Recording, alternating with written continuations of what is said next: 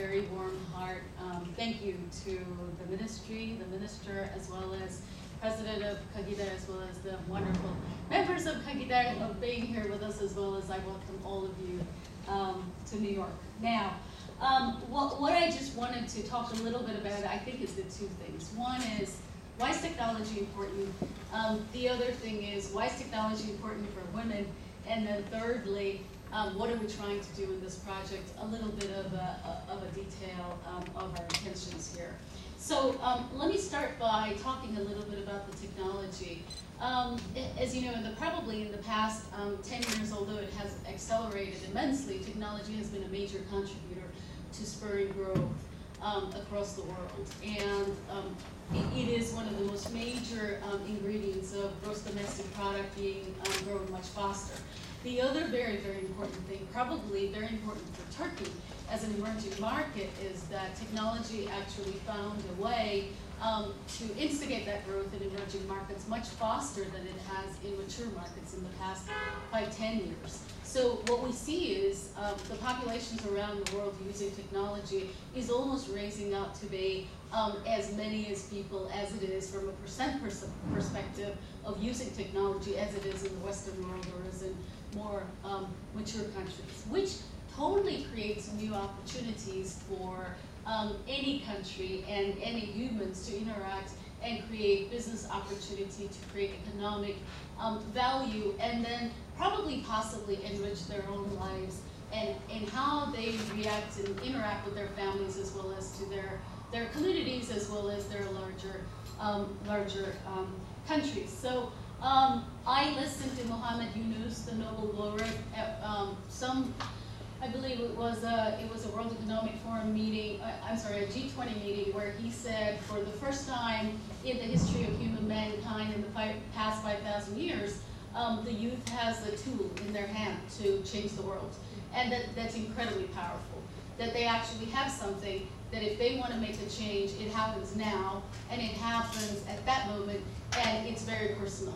So there's 7 billion people living in the world today, and working in my new job, thinking about the future and what kind of new technologies people will use or where is my current focus from what it used to be.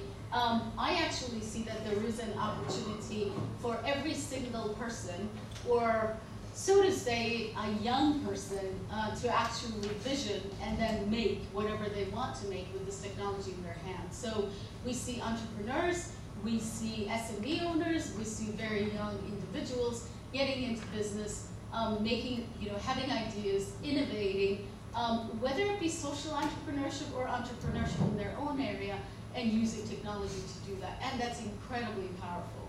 So I think one of the real reasons why, as Intel, we were so excited about this project is because it almost gives a platform for our young people in Turkey to express themselves, to say, this is what I think, and this is how we should fix our own issues, which is very good. If we can actually, at the core, teach our young people to take the reins in their own hand and say, what I think needs to happen here is this, and then they can turn it into action, execute on it, that's fantastic. That's probably the most competitive power you can have in a country, which is people who think, people who are able to execute, and who are innovative with ideas that's different than the rest of their colleagues or than the rest of the nations in the world. And that is exactly what Turkey is competing with so many nations today. So we do this program in a number of countries, but there's a very distinct element of the one in Turkey. And I don't know if it's because I'm a woman or because we decided that this is going to be a great partnership, but we decided that women is going to be the focus of this innovation camps. And we actually have been, as Intel, doing a number of different projects for women and for technology in Turkey. And just to name a few, we kicked off the Intel Learn project quite a number of years ago with the Turkey Minister of Education, again with the government, where we have actually trained over 200,000 teachers in Turkey, where they're teaching how to use computers to teach the normal curriculum to the students, like math and algebra and history, what have you. The other program we kicked off is the Intel Learn program, And in that one, we're going out to the rural side as well as the parts of the city which is rather disadvantaged.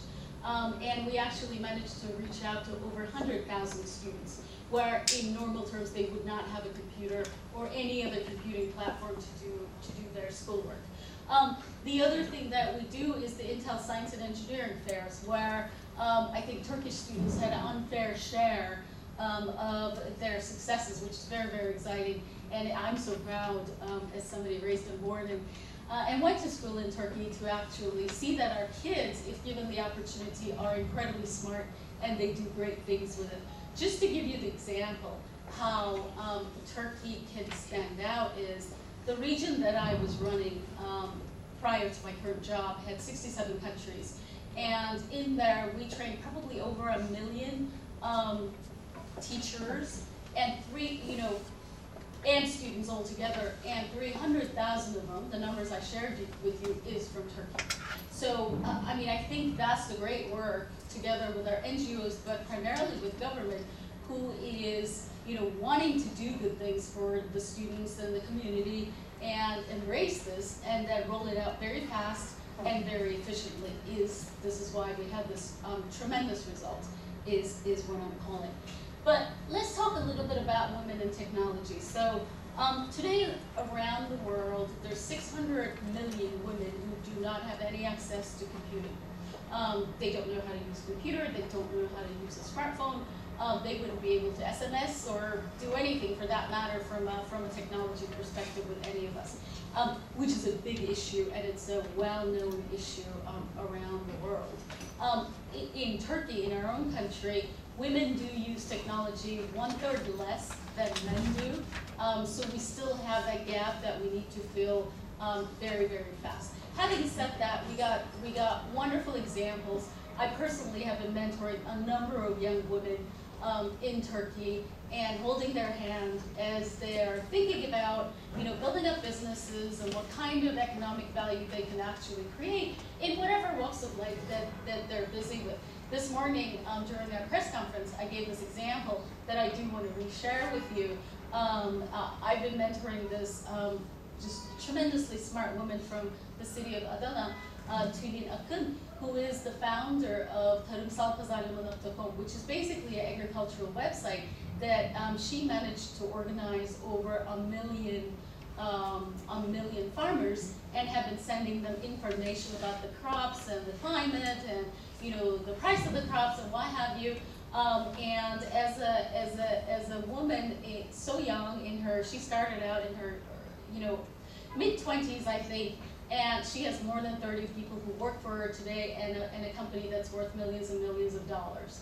And she's just been appointed an Ashoka Fellow, which is wonderful. So we got these examples that women who can actually jump up the ladder with use of technology and be really, really successful. So let's focus a little bit about the program that we're talking about today. First of all, it's not a launch in any way. We have launched it last year, as Gülden has mentioned. Today is probably sharing with you some of the outcomes. It's still early, but as Gülden has said, we've already done 3 camps. We had over 2,500 applicants of that. And then out of them, we managed to train 265 people who were chosen. And they submitted their projects in 3 cities of Kütahya, Erzurum, and Gaziantep. And wonderful ideas, all of them. Just one of them I do want to share with you, because the particular issues we gave to the youth to worry about women were education, cultural barriers, and how do women get over them, gender inequality, and then more social issues like health problems or finding jobs for women. And one of the ideas was that creating a gaming program, which is incredibly popular among youth, as you know. For those of you who have kids, my nephew will not stop playing a game in his whatever it is, either a cell phone or a pad or a computer, and come up with a gaming that takes the women out of their traditional roles, but creates an equal level playing field for women and men in their unnatural roles as we have seen, whereas a woman is not the only person who's taking care of the kids or cooking, but she actually works. She goes to work, she comes home, and she sits down and discusses politics with the husband or the kids, and she has these various hats that she would wear.